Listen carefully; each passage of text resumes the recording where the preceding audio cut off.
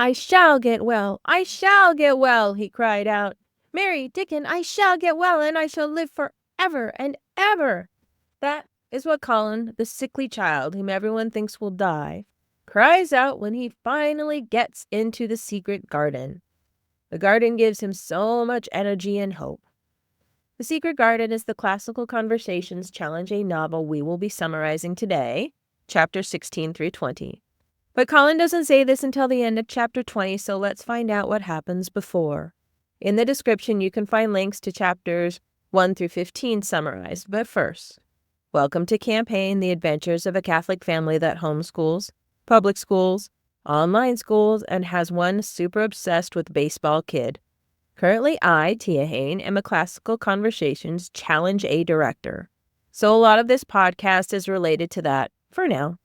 But I also post videos about math when they're on YouTube, mostly algebra because that's what I tutor right now. And I post about our life. We love our adventures, so come along for the ride and click the subscribe button if you are a homeschooler or thinking about homeschooling, or even if this content just interests you. And if you are on YouTube, give this video a like to help with the algorithm there. I've said the things, now let's move on into the content. So like I said, today I'm summarizing The Secret Garden chapters 16 through 20. I've already done 1 through 15, so you can find those. Just to let you know, I am not reading the book. Internet Grandpa does that, and I've got links in the description for his chapters 16 through 20 to hear him reading it. The next episode is going to be finishing summarizing chapters 21 through 25. And then the episode after that will finish the book. And I will also talk about the issues and Annie chart for Lost Tools of Writing that goes along with this book. That's what Classical Conversations use as the writing curriculum for the challenge level. Those are the upper levels of Classical Conversations. They use the Lost Tools of Writing program. We really like it a lot. And so I will have an episode later on that's going to dive into the Lost Tools of Writing program, how it works and why we like it so much. But just to know for now, what happens at the beginning of it after you've read a book is you choose a couple characters to figure out issues. It's whether they should have done this or they should have done that, some kind of decision that they've made. And then you create an Annie chart for affirmative, negative, and interesting, because you pick out different points that could support that they should make the decision or support that they should not make the decision. So that stuff is mainly going to be for people that are in the Classical Conversations curriculum. But if perchance you are reading this somewhere else and you do need to write some kind of persuasive essay on it, these points will help you with that also. Now let's get into the book.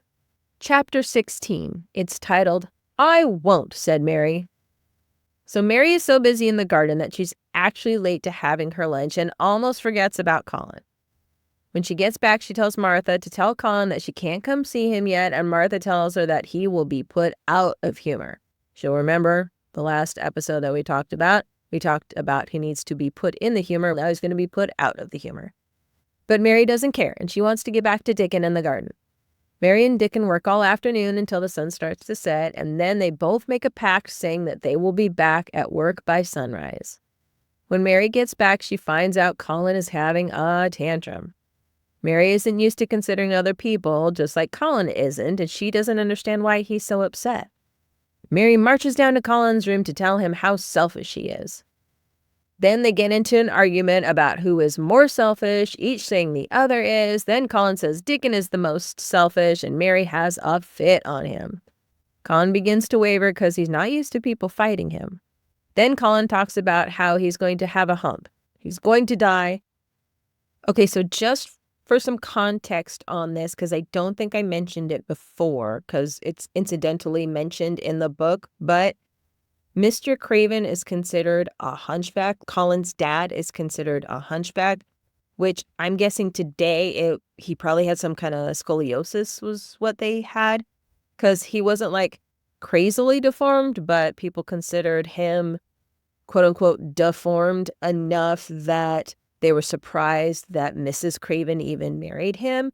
And so Colin is convinced, because he's overheard the doctors say that Colin, will probably end up with a quote-unquote hunchback like his dad. So that's why he's always talking about he has a hump or a lump on his back, and he's really freaked out and will have a horrible tantrum about that. So now you've got the context for that. Let's get back into the book. He yells for Mary to get out of the room. When Mary leaves, she runs into the nurse, who is giggling because of the two arguing, because she's not used to hearing anybody stand up to Colin in any way, shape, or form. The nurse tells Mary that hysterics and temper are half of what ails him. Mary is grumpy when she goes back to her room, and Martha is there with a package from Mr. Craven. When she opens it, it's full of books, a couple of games, and a beautiful gold writing pen. Mary decided that the first thing she is going to write is a letter to Mr. Craven thanking him for the presents. But then she starts to thinking about Colin and why he has his hysterical tantrums out of fear, and she begins to feel sorry for him. She decides she will try to see him the next morning. Okay, that's chapter 16. So chapter 17 is called A Tantrum. Mary went to bed and was awoken in the middle of the night by a horrible crying and screaming. She knew it was Colin having one of his hysterics. The sounds frightened her because she wasn't used to anyone's temper but her own. All of a sudden, the nurse came running into her room and asked Mary to help because nothing else will calm him down. Mary was so upset the closer she got to his room, and the more and more she got upset, the closer and closer she got. Mary threw open Colin's door and ran over to him, shouting at him that everyone hates him. She wishes he would scream himself to death. And then Colin swears there's a lump on his back, and that's why he's having a fit. Then Mary has the nurse come over and show her his back, and she saw that there was no lump. Everything was just fine. She said that there were some backbone lumps, but that she had them too, and that if they just got fatter, they wouldn't feel them. The nurse realized what was going on and said that she could have told him that there were no lumps there. Colin then asked if he could possibly live to grow up, and the nurse said, sure, if you just do it. The London doctor told him that he could do it. He needs to get out in the fresh air and stop having tantrums. Colin said he would go out in the fresh air if he could go with Mary and Dickon. Mary tells the nurse that she will go ahead and help put Colin to sleep. She's going to sing him a song, and that the nurse could just go out of the room now, that she would take care of it. When the nurse was gone, Colin asked Mary if they had found the garden yet. She said that she thinks they have, and she would tell him about it in the morning. Colin thinks that if they can get into the garden, that he should live to grow up, and he asked Mary to tell him about her imagining of the garden again, so he can go to sleep thinking about that. So Mary describes the garden to him, and Colin falls asleep. Okay, that's the end of chapter 17. Now we're on to chapter 18. The Munot Waste No Time. It's written in Yorkshire, so it says THA' MUNOT WASTENOTIME. Waste no time. So I'm guessing it's you mustn't waste no time? Something like that. Anyway. Mary slept late the next morning because of the crazy night she had. When she got up and went into Colin's room and told him that she was going to go see Dickon, but she'd come back because she has something to tell him about the garden. His face brightened and he got excited, and he said he would dream about it until she got back. When Mary got to the garden, Dickon was already there, and he had 2 friends with him in his pockets, 2 squirrels named Nut and Shell. Dickon started talking about Colin and how being out in the garden would do him good. And then Mary spoke in her best Yorkshire to Dickon about Dickon going in to see Colin the next morning because he was really excited to meet him. And Colin also wanted to meet Captain and Soot. So after listening to Mary speak Yorkshire, Dickon mentioned that she should speak that way to Colin and it would make him laugh. Then Mary went back inside and saw Colin. He loved how she smelled like flowers and outside and fresh things. Then Mary told him how it was because she was out on the moor with Dickon and Captain and Soot and Nut and Shell. And then she spoke it in her best Yorkshire, and it did make Colin laugh. Colin couldn't get enough of Mary talking about Dickon and Captain and Soot and Nut and Shell and a pony that Dickon had found, and he named him Jump. Colin talks about how he doesn't have any friends and he can't bear people. Mary said that they are like Ben Weatherstaff. They all have nasty tempers and neither of them are much to look at and are sour. She said she doesn't feel sour now that she's met Robin and Dickon. So Ben Weatherstaff actually told her that before when he was describing himself and Mary. And so Mary said that Colin is like the two of them. Then Colin said he was sad about telling Mary he would send Dickon away, and he actually wants to meet him. Then Mary gets excited and says that she would love to bring Dickon in to meet him. And then she asked Colin if she could really trust him for sure, and told him that they had found the door to the garden.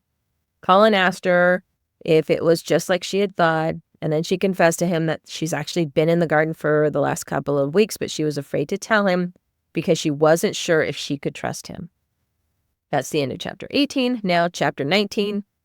It's titled, It Has Come. Dr. Craven had been sent for when Colin had his temper tantrum the night before, but he wasn't able to get there until that afternoon. So when he came in, Mrs. Medlock told him about Mary getting Colin to stop having the tantrum. And then she took Dr. Craven upstairs to Colin's room. Mary and Colin were there talking about the garden. They stopped talking as soon as they saw Dr. Craven and Mrs. Medlock come in. Colin announced that he was much better now and that he was going to go outside in the fresh air in the next day or two. Dr. Craven was confused, considering Colin had always said the fresh air would probably kill him. Colin said that he would not go out with the nurse, that he would go out with just Mary and a boy who was a friend of Mary's. Then Dr. Craven quizzed him about who the boy was when Mary announced that it was Dickon. And then once Dr. Craven knew it was Dickon, he relaxed because everybody knows Dickon and knows that he's strong and trusty. Mary had answered Dr. Craven in Yorkshire, so she spoke in Yorkshire, and Dr. Craven laughed and asked if it was Dickon who had been teaching it to her. When Dr. Craven left, he stopped to talk to Mrs. Medlock downstairs. They talked about how Colin is learning more by being with Mary than he has from adults. They talked about what happened the night before, and the discussion moved to Susan Sowerby, who is Martha and Dickon's mother. Mrs. Medlock had a run-in with Mrs. Sowerby the other day, and Susan had told her about when her children were arguing. This is the story she tells. She told them that the world is shaped like an orange, but nobody owns the whole orange, and you don't find that out until you've had some hard knocks in life. Susan said that when children learn from other children that if they try to grab up the whole orange, they won't get any of it. So that's her story for what's happening with Mary and Colin. The next morning when Colin awoke, instead of lying and staring at the wall, wishing he had not awakened, like he had always done before, he started to make plans and was excited. Not too long after he woke up, Mary came running in. Mary was very excited because she had been outside and realized that spring had come. Colin told her to open the windows and let it in. Then she described everything that was happening outside in the garden and told Colin how Dickon had brought the fox and the crow and the squirrels and a newborn lamb. He had found the newborn lamb a few days before, and its mother had died, so he took it in and nursed it, just like what happened with the other animals. The nurse came in, and Colin sent her away for 2 breakfasts, one for him and one for Mary. When the nurse came back, Colin announced that a boy and a fox and a crow and 2 squirrels and a newborn lamb were coming to see him this morning, and he wanted them brought upstairs as soon as possible. And then he said to have Martha be the one to bring him there, since it was Martha's brother. And in a few minutes, Dickon and all the animals came in. At first, Colin couldn't talk because he had never seen another boy before. But Dickon wasn't shy, and he walked straight over to Colin and put the newborn lamb in his lap. Then Colin relaxed and had no problem talking. He asked Dickon about the lamb, and he asked so many questions and how he found him. And then all the animals got comfortable, including Soot flying in and out of the window. Then they looked at gardening books and talked about all the flowers that are in the secret garden. Okay, so that's the end of chapter 19. Now we're on the last chapter for this episode, chapter 20. And it's titled, I Shall Live Forever and Ever and Ever. They had to wait a week for Colin to be able to go into the garden because a strong wind came and Colin got a cold. Normally that would send Colin into a rage, but he was just fine. Dickon came every day. Dickon talked about all the things that were happening on the moor, and they made preparations to be able to take Colin out into the secret garden. Colin summons Mr. Roach, who is the head gardener, and he summons him to his room. He tells him that he is going out this afternoon and he's going out in his chair with Dickon and Mary, and Mr. Roach is to make sure that nobody is around them in the main garden area. One of the servants had to carry Colin downstairs and get him settled into his wheeled chair, where Dickon was waiting for him. Dickon and Mary pushed Colin around the main garden area to make sure there was no one around and no one was in the gardens, and there were no gardeners, and there was no one there, so the gardeners had done their job. When they got to the door of the secret garden, they quickly pushed Colin in his chair. So Colin looked around, and this is where we get the quote from at the beginning of this podcast episode. He cries out, "I shall get well, I shall get well. Mary, Dickon, I shall get well, and I shall live forever and ever." And that's the end of chapter 20. So if you like this episode, give it a thumbs up, let the algorithm do the work, and then I can make more. And be sure to subscribe if you want more. Until next time.